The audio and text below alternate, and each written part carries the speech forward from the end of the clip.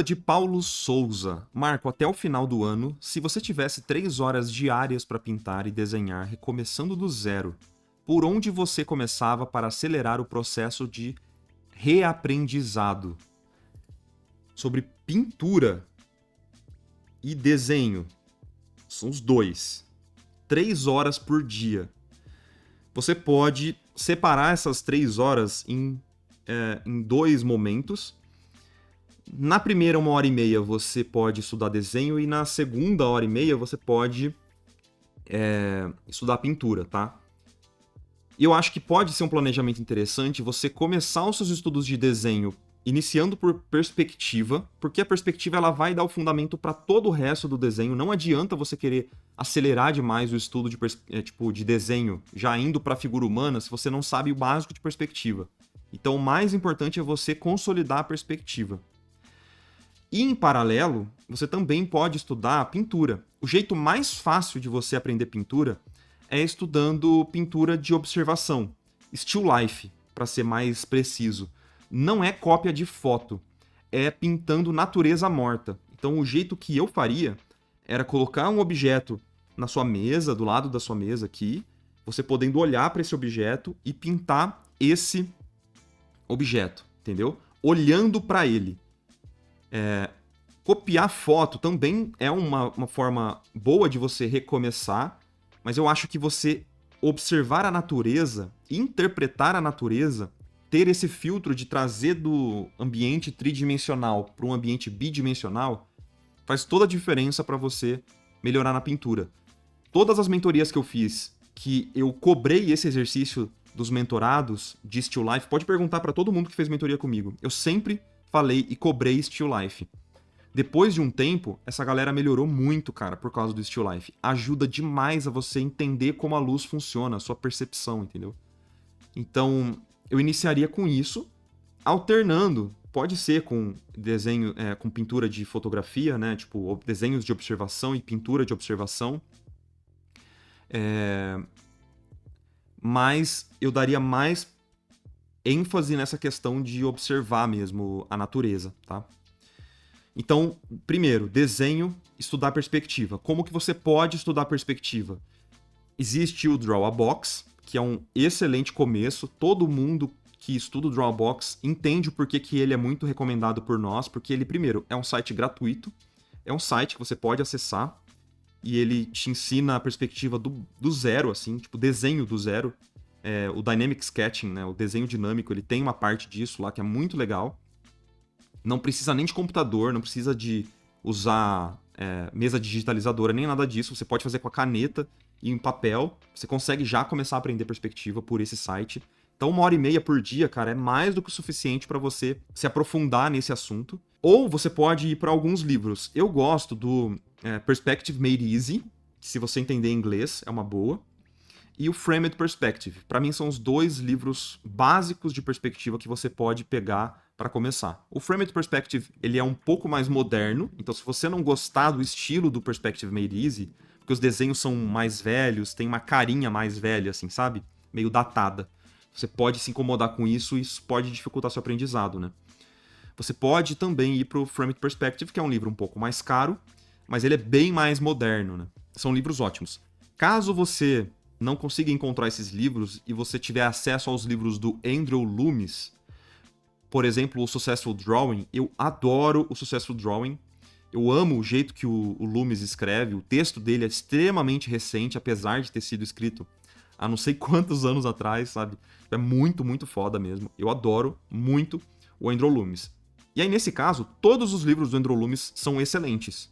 São maravilhosos para você aprender não só desenho, mas pintura também. Eu amo a coleção do Andrew Loomis, tá bom? E como começar pintura digital? Aí eu acho que você poderia, aí nesse caso especificamente, começar assistindo vídeos no YouTube, cara. Você já tem acesso ao YouTube, você tá aqui na live, né? E eu pegaria para assistir alguns vídeos que ensinam essa parte teórica do desenho, da pintura, né, no caso. Qual canal que eu recomendo muito, que eu gosto muito de pintura? É um canal de pintura a óleo, mas que pra mim é o melhor canal, porque ele lê basicamente a bibliografia que esse cara usa, os livros que ele usa pra basear o conhecimento dele, são os mesmos livros que eu adoro, que eu amo. Então tudo que ele ensina é baseado nesses livros que eu sempre indico pra vocês. O canal se chama Simplify, é um canal de pintura a óleo, mas todos os ensinamentos desse canal você pode aplicar na pintura digital também. Então é esse o canal do YouTube aqui, ó. Começa por ele. Então, qual que seria o interessante? Você assistir um pouco de teoria e depois aplicar na prática. Assiste um pouquinho de teoria e depois aplica na prática. Faz isso até o final do ano. Mas sempre com a mentalidade de que lá na frente você não vai mais ficar só copiando desenho de livro, copiando pinturas, observação, still life. Você não vai ficar só fazendo cópias. Lá na frente, tipo ano que vem, você já deveria começar a fazer desenho de criação também.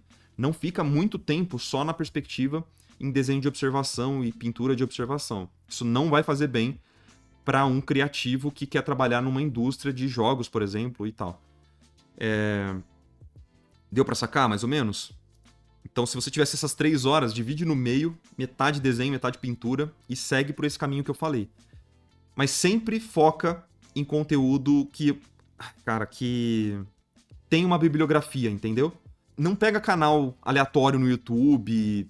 Eu evitaria isso, sabe? Tipo, pega essas minhas indicações, e essas minhas indicações têm bibliografia, elas têm um fundamento por trás, assim, sabe? Elas têm uma teoria boa por trás. Não é só, tipo, dica de desenho. Dica de desenho não fica muito nessa, porque isso é só uma superfície uma casquinha muito fina do que é desenho, do que é pintura de verdade, tá? Não vai nessa de dica de desenho. Só voltando rapidão na pergunta anterior. Paulo, eu tenho uma aula ensinando o que eu faria se eu estivesse começando hoje. É 1 hora debatendo isso e falando dos fundamentos e tal, como que eu estudaria cada um desses fundamentos. Assiste essa aula se você não assistiu ainda, né? Por favor. É super importante, tá? Nesse vídeo de fundamentos eu tenho livros específicos para cada um desses fundamentos que eu indico, tá? Tudo lá destrinchadinho para você. Você é membro, você deveria aproveitar esse conteúdo, tá? Como conciliar as 3 horas de estudo por dia com projetos pessoais, ou nesse caso não faz projetos?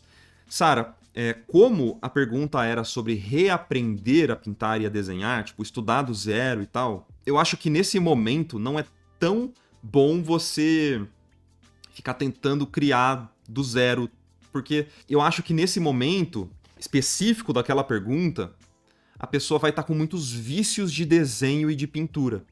Então, fazer algo de criação nesse momento, sem estudar novamente a teoria e tal, vai acontecer de você aplicar muitos desses vícios e aí você vai estar meio que reforçando os vícios, entende? Então, pode ser que você demore um pouquinho mais para voltar a fazer coisas de criação, ou você pode utilizar no final de um capítulo de um livro, ou de uma leitura, ou no final de um vídeo que você gostou, no final de um estudo que foi importante para você, você aplicar aquele estudo em algo de criação, mesmo que seja bem rapidinho, entendeu? Refazer aquilo de imaginação, tipo, tentar lembrar de memória o que você fez alguns dias depois. A gente fez um desafio aqui na comunidade que era você pintar, por exemplo, né? No primeiro dia do desafio era você pintar um ovo. Aí, um tempinho pra frente, você tinha que repintar um ovo, só que criando um personagem, digamos assim, de imaginação. Então você tinha que pegar o que você aprendeu ali naquela pintura de ovo, né? De observação de ovo, e depois você tinha que criar um personagem. Nessa nasceu o nosso clássico, a minha melhor pintura. Tá, vou mostrar pra vocês. Espera aí, eu vou mostrar, faço questão. Eu não quero só falar, eu quero mostrar. Então, ó, eu fiz esse desafio. Primeiro foi uma pintura de observação, olhando para este ovinho. E depois eu fiz a minha melhor pintura de todos os tempos, que foi essa pintura aqui, ó. Que é um autorretrato sem barba. Entendeu? Por que isso? Porque é legal você meio que educar o seu cérebro das coisas que você quer lembrar. Então, se você fez um estudo, dias depois ou momentos depois, você volta relembrando aquele estudo. Isso é uma forma de você falar para o seu cérebro que aquilo é importante, que aquela informação é importante, para que isso fique numa memória longa. Porque se você só fizer um estudo rápido e não reforçar aquilo nos dias seguintes, nas semanas seguintes, grandes são as chances de você esquecer aquilo que você aprendeu, aquele estudo e tal. Você vai fazer, legal, beleza, na hora vai parecer lógico, só que você vai esquecendo aos poucos. Então é importante você sempre criar um hábito de ter uma prática de reforço mesmo, sabe? Tipo, dias depois, semanas depois, você volta naquilo pra relembrar. E meio que é pra falar pro seu cérebro, ó, cérebro, isso aqui é importante, eu preciso manter isso numa memória de longo prazo, tá bom? Então, você pode utilizar os exercícios de criação, os seus projetos pessoais, para aplicar estudos anteriores. Então, você, por exemplo, fez ali o estudo de caixas e você conseguiu deixar aquilo um pouco complexo, você conseguiu virar a caixa em qualquer ângulo e tal. Beleza. Tempos depois, você faz um estudo construindo algo com essas caixas, entendeu? Então, qualquer coisa, pode ser uma casinha, pode ser uma casa na árvore, pode ser um carrinho, só para aplicar aquele conceito, mesmo que não fique perfeito, mas só para você rememorar o que você aprendeu anteriormente, entendeu? Não precisa ser um grande projeto, faz mini projetos no final de um capítulo ou no final de alguma coisa que você aprendeu. Deu para sacar? Isso me fez ter outra dúvida. Quando eu sei que eu preciso reaprender tudo assim, como posso avaliar se o que eu faço hoje precisa de um reset? Isso depende de um autoconhecimento, uma autoavaliação muito importante, assim, Sara. Isso vai de cada um. Eu fiz isso. Eu resolvi, tentar esquecer tudo que eu sabia para aprender tudo do zero, tá? Isso exige um esforço e um sacrifício tão grande, porque você tem que matar o seu ego, mais ou menos, sabe? Porque é muito difícil você assumir que você não sabe nada. E que você vai ter que ver coisas básicas. Pra quem já tá trabalhando no mercado, isso é, é muito doloroso. Não pra gente. Não pra quem tem lacinho. Porque quem tem lacinho é eterno estudante aqui, provavelmente, né? Então a gente já entende, a gente tá nessa mentalidade de eterno estudante, que é importante, tá sempre revendo o conteúdo e tal. Mas pra maior parte das pessoas isso é doloroso demais, cara. Eu acho que você vai sentir. Ah, cara, eu acho que tá na hora de eu pegar do zero. Tem coisa tão básica que eu não sei, você tem que ter esse desconfiômetro.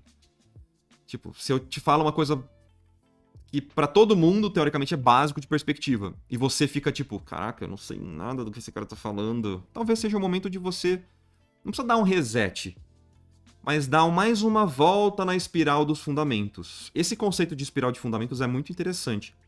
É um clássico vídeo do Mike, que ele comenta de uma parada que ele refletiu junto com o Lucas Parolin. Temos que dar o crédito pro Lucão também, que esse é um pensamento não é do Mike, é do Lucas Parolin e do Mike. Também não é deles, eles desenvolvem isso a partir de outros pensamentos, mas enfim. É uma mentalidade de que os fundamentos são como se fosse uma espiral. E cada volta dessa espiral é como se você estivesse passando por vários fundamentos. E cada pontinho dessa volta é um fundamento diferente. A nossa vida de estudante, de artista, é como se a gente estivesse sempre passando por essas espirais, entendeu?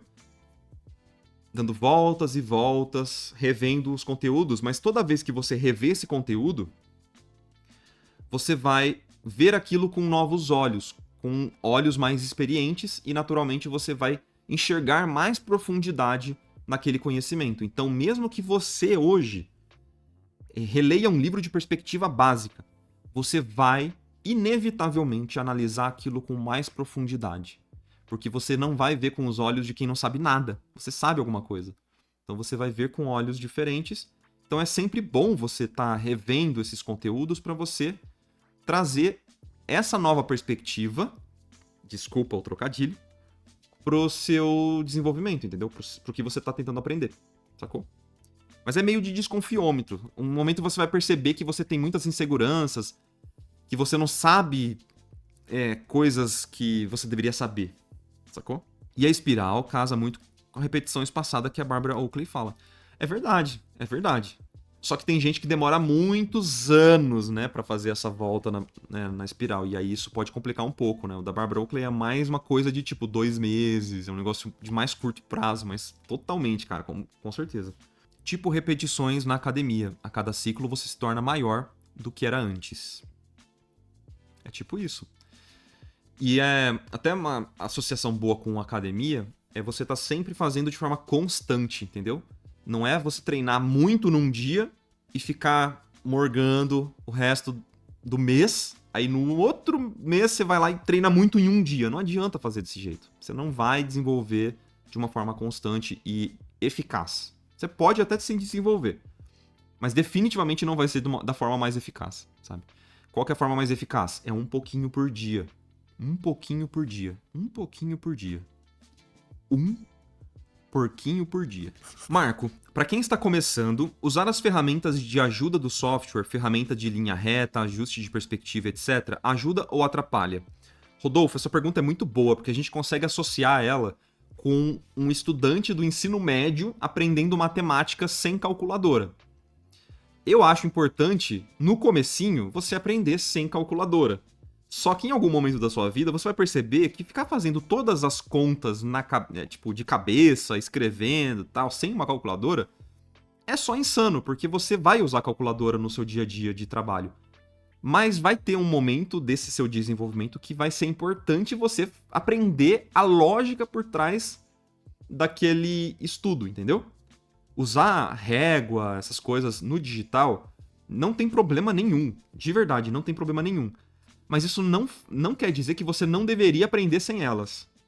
Eu recomendaria, pelo menos no comecinho dos seus estudos, você se forçar a fazer as linhas sem régua e tal, e aí, desenvolvendo um pouco mais, avançando um pouco mais os seus estudos, você pode aí sim fazer o seu desenho com a régua e tal, com as grid de perspectiva, porque você já entendeu o que é aquele grid de perspectiva, você já fez algumas dezenas daqueles grids de perspectiva, então você não precisa necessariamente ficar sempre recriando ele. Mas entenda que no começo é importante para você criar aquela memória muscular e até para você entender para que você faz. Se você já começar estudando matemática com calculadora, você não vai saber o valor que tem aquela calculadora, tá bom? Pensa nisso. Pensa nisso. Você acabou de assistir a um corte de um conteúdo que está disponível lá no nosso canal principal. Eu vou deixar o linkzinho aqui para vocês poderem assistir. E aqui embaixo eu vou deixar o link de um outro conteúdo parecido com esse que talvez vocês também gostem de assistir. Não se esquece de se inscrever nesse canal de cortes aqui também. A gente se vê na próxima e tchau, tchau!